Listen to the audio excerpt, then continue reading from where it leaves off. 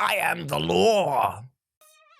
Hello all of you little demons, Jules here for WhatCulture.com, back again with another episode of the awesomely named and awfully hosted Choose Your Own Adventure, the weekly medieval themed format where I, the crown Jules of WhatCulture.com, take a list chosen by you, yes you the person who has 6 more Blight Lord Terminators to work through. Papa Nurgle, bless me. For any non-Warhammer fans out there, that will go so far over your head, it will hit the bloody moon, but for the rest of you, achoo!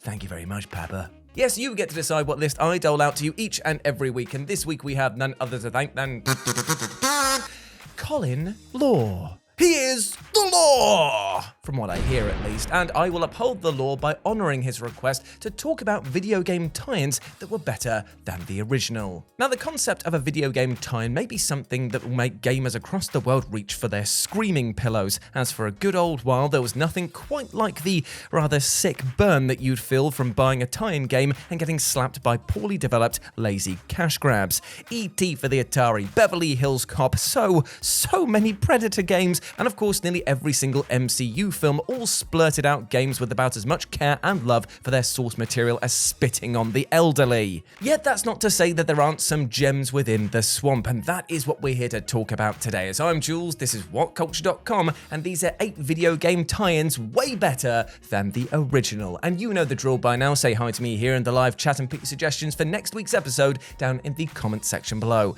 But with that in mind, let's get on with this list, shall we? Number 8, Ratchet Clank 2016. So let me get this straight, Dan. This was a video game based on a movie that was itself based on a video game. I tell you what, the 2016 Ratchet Clank video game sure was a rather head-scratching project to get your, well, now scratched head around. It's bloody. What it meant for the layman, aka idiot, I'm not calling it, I love you, was that it was a retelling of the classic original, but now was going to contain elements and even cutscenes from the movie that dropped shortly before its release. And thank God that's where the adaptation stopped, however, because while the film isn't exactly used nappies, changing anything from the original when it comes to gameplay, well, that is akin to sacrilege. In essence, this makes it a rather easy entry to pen because it's the original game with beefed up graphics and a few quality of life tweaks that remove some of the PS2 era frustrations. Therefore, it is the best, but even better. In fact, one could argue that all references of the movie are actually the weakest part of the game here, because the cutscenes that they put in, they just don't really feel interconnected to the gameplay. I mean, if you've got a curated cutscene that ties in from what you've just played into the next thing you're about to play, then that's brilliant, but here it's just kind of like, we finished the level, hello, I am the character you remember, and I'm saying a catchphrase. Put that on a t-shirt, mate.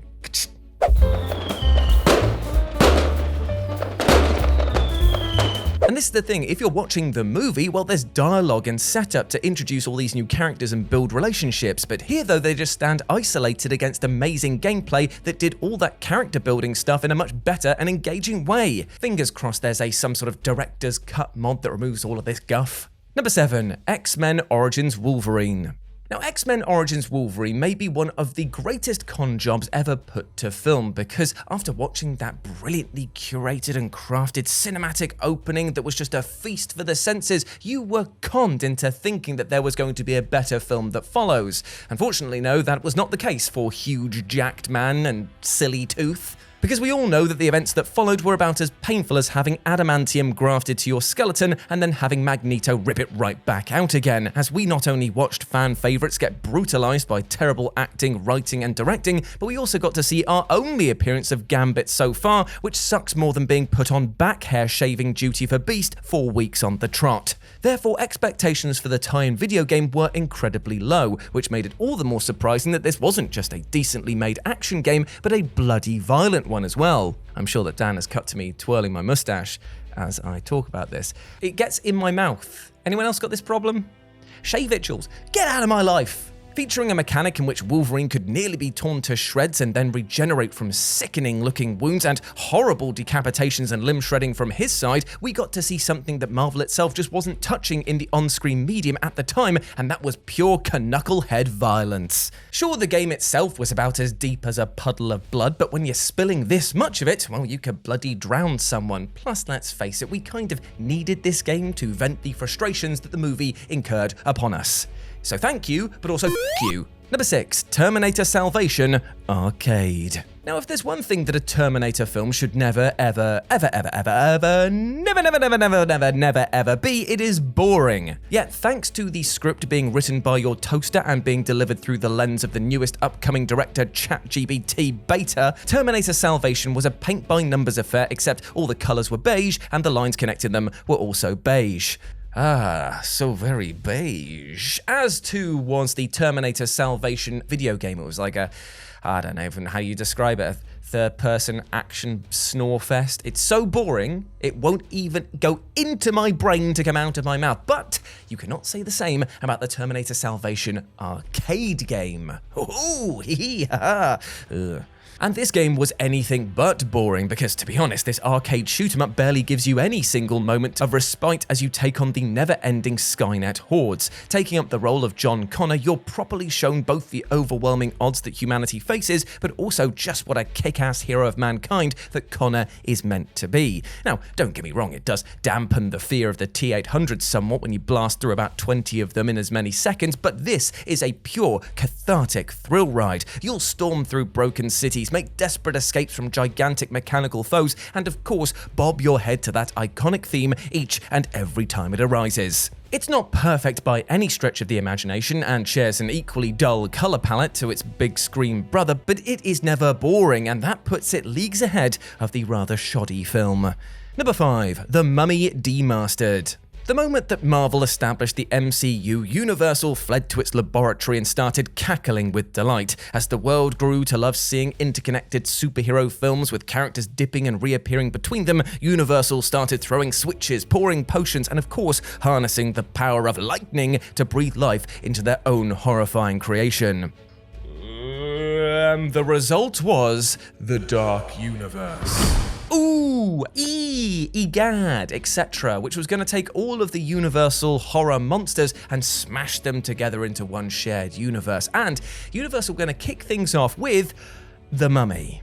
Unfortunately, however, Universal's Frankenstein's monsters failed to be the muscle mummy they needed it to be, and instead was sent crying to daddy after critics obliterated it and audiences shrugged with apathy. And this makes it all the more surprising that the video game tie-in for this film isn't just good compared to the source, it's legitimately one of the best games, period. And yet, I had to get Scott Tailford to actually tell me that the Mummy Dmastard even exists, because the promotion for this game, well, it was definitely under wraps. Still, for those that somehow found this game, they got to experience a lovingly crafted title in the vein of Metroid or Castlevania. If only there was a word to combine the two.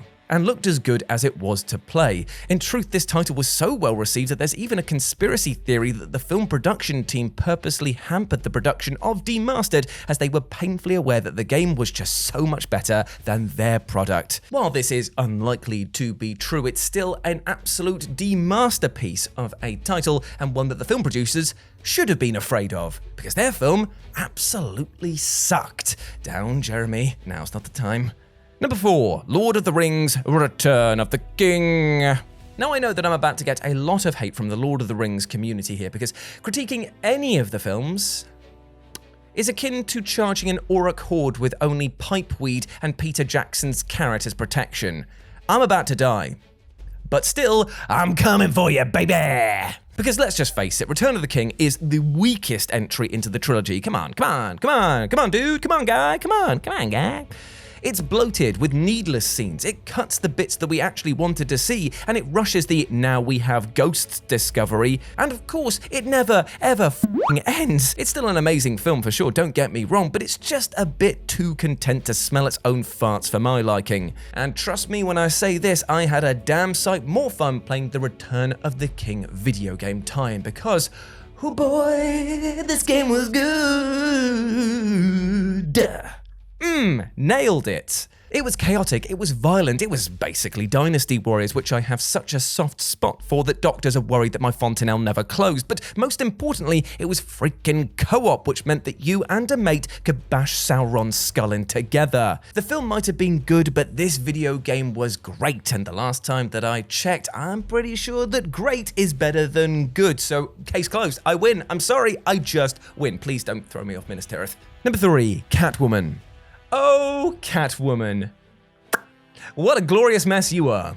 A film designed to show an empowering female anti-hero that spent half of its runtime fighting over makeup and bad dates really didn't push the envelope as much as it intended, nor did the abject over-sexualization of Halle Berry, which came across as the studio just being absolutely desperate not to lose that horny male demographic. It was a piece that stated one thing whilst doing precisely the opposite, and as such found no love with long-term DC fans, nor potentially emerging ones. So here's the point of the entry where I go, but the video game was actually pretty good, right? Well, wrong, my friend, because while it is true that I will be singing Catwoman the video game's praises when compared to the original source material, that ain't saying much, brother. This game is hot garbage. But the film was hot smelly garbage. I've never been able to describe a video game's visual aesthetic as smeary, but here we are. And the controls also feel like they've been bathed in Vaseline, as instead of watching a lithe and acrobatic figure cut stylistic moves, here you're presented with a stiff length of industrial tubing that can't even stick to walls half the bloody time. Also, a shout out to the enemies who cannot hit you because they have only been trained to punch at chin level. What's that? My knees! No! If only I could stop her! Idiots.